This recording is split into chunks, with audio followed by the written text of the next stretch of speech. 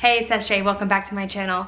Welcome to another episode of On the Net. And if you don't know what On the Net is, it is a military and veterans series here on my channel. And today we're going to be talking about the GMAT. And the reason why we're going to be talking about the GMAT is because so many times when we're thinking about transitioning out of the military, there's so many avenues that you can take and there's no right or wrong answer. However, the better you can position yourself once you get out of the military, the easier life is going to be for you. One path that is pretty common for military officers once they get out of the military is getting an MBA. And there are so many resources out there, and I'm gonna have a couple of them on this series. But one of them that I'm gonna bring on today, and he'll introduce himself in a little bit. His name is Brendan, and he is gonna be sharing his advice on studying for the GMAT. Now, if you don't know what the GMAT is, it's the test that you have to take to get into some of these MBA schools, and studying for it and prepping for it is pretty important, and because it will determine what school you can get into. He's gonna share his story and how he prepped and what schools he got into, and eventually which one he decided to go to. If you like this video, don't forget to give it a thumbs up, subscribe to this channel. Here's all my social media, and let's go ahead and get started. Brendan, how are you? I'm doing well, how are you? Good, good. So thanks for coming onto my channel today. I would love to start by allowing you to talk about yourself for a little bit and tell us about you. Sure, yeah. Well, first, hey guys, what's up? My name is Brendan. I'm a field artillery officer who I'm currently in the process of getting out of the Army, and just did the whole business school application process, and I'm going to be going to Wharton in the fall. Great. So how much time do you have left? I have, let's see, terminal leave starts in August, and what is it, May? It's hard to keep track of time right now. So what, like 2.5 months? Okay, okay. Are you taking any leave before you start school? Because you're starting in the fall, right? Yeah, so unfortunately, kind of just the way my timeline worked out is there's not a lot of time for leave. Basically, all my terminal leave is pre-term and the start of the fall semester. But there's just enough time to get up to Philadelphia, move in, kind of get acquainted for like a week or two before things get started. Oh, so you're just like boom, boom. Wow. Oh yeah, no rest for the week. Well, thanks for being a part of this video. This is part of my On the Net, which is a military/veteran series on my channel. And so one thing that I think is pretty common, I would say, once officers get out of the military is deciding if they want to get their MBA or not. And since you recently finished studying for the GMAT, I thought it'd be really beneficial to share your experience and your recommendations towards studying.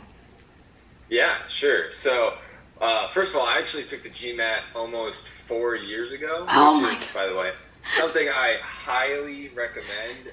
Something I just kind of stumbled upon was I was supposed to go to Bullock in June. I ended up going in September, so I was like, how am I going to fill this time? And I stumbled upon the fact that the GMAT, GRE are good for 5 years. So highly recommend if you have the time, take the GMAT before Bullock, or like when you're in Common Core, like when you're in that easy part, do that. But in terms of getting after studying and everything, I did Manhattan online prep, kind of like the online prep course where they guide you through it. I had a really good experience with that, so definitely would recommend. And also, I think it was super key is to study every day.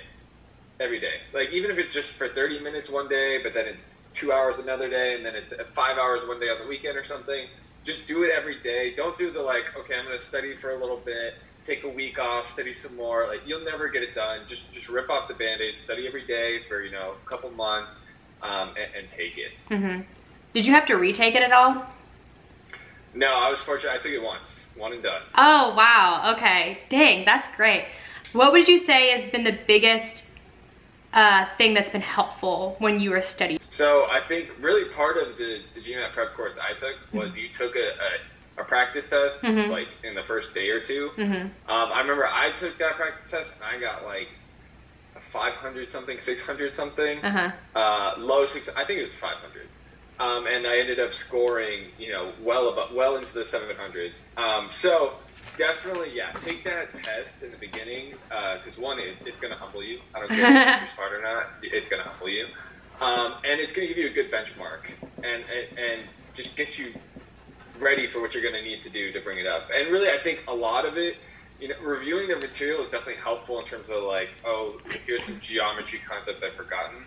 but a lot of the prep is really just learning how to take the test. Right. Do you think it's possible to study and take the GMAT during active duty? Is it possible? Yes. Would it suck? Yes. I think, you know, if you could do it, maybe if you're in some kind of like staff job, or you're in a job where you're not, you know, kind of like a main character, you could do it and you could figure it out. Like, for example, for me, I got pulled up to brigade to deploy as an LNO, and during that time it would have been tough, but kind of like when we got back and it was like, okay, like I know I'm going to be getting out in like a year, I probably could have done it then. But then it would have been hard there would have been a lot of pressure to take it before applications were due, and it would be hard to like figure out what school I want to go to while I'm studying for GMAT, while I'm still in the Army. So it is possible, but it's going to suck. And you really kind of want to game it out, because that score, for better or worse, is like very important for the whole business school process. Right. And you have a timeline video, right, on your channel, I believe is what you mentioned?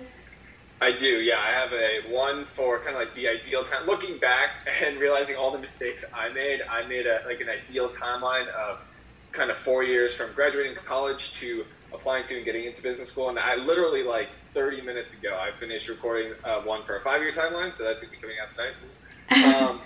But yeah, no, I think there's a lot just in terms of between the GMAT, looking into schools, figuring out your narrative, gaming, you know, when are you going to apply to schools, round 1 versus round 2, all that kind of stuff. There's just a lot of nuances that us, especially in the military, don't really know and aren't really exposed to. Right. No, I totally agree with that. Once I got out and I learned about all these like different approaches, it was mind-blowing. So where all did you apply? I remember you applied to a couple. I did, yeah. So round 1, I applied to Harvard and Stanford. And then round 2, I applied to UPenn, MIT, and Northwestern. Okay. But then you eventually decided Wharton, right? I decided Wharton, yeah. Round 1, just like I said, there's a lot of nuances in the application process. There are a lot. And it is kind of like in a lot of things in the Army, like there's some games you just kind of have to play.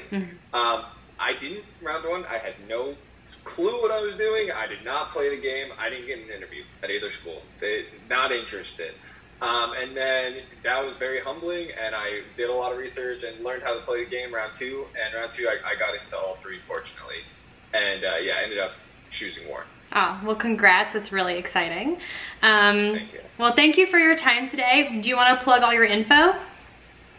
Sure, yeah. So my YouTube is Life of Brendan, Instagram, The Life of Brendan, and then I actually recently started a nonprofit called Life Skills for Soldiers, which was pretty important, I think, one, in the application process, more so for the cause, but for the business school application process, you know, I think it was a big part of what helped me kind of put my best foot forward in round 2. So I think it's a great cause. It's about teaching soldiers life skills, and I think, you know, on the flip side, it just so happens that it can be a good thing for service members to use to show that, you know, they're leaders who care about soldiers in their applications. So yeah, go ahead and check it all out.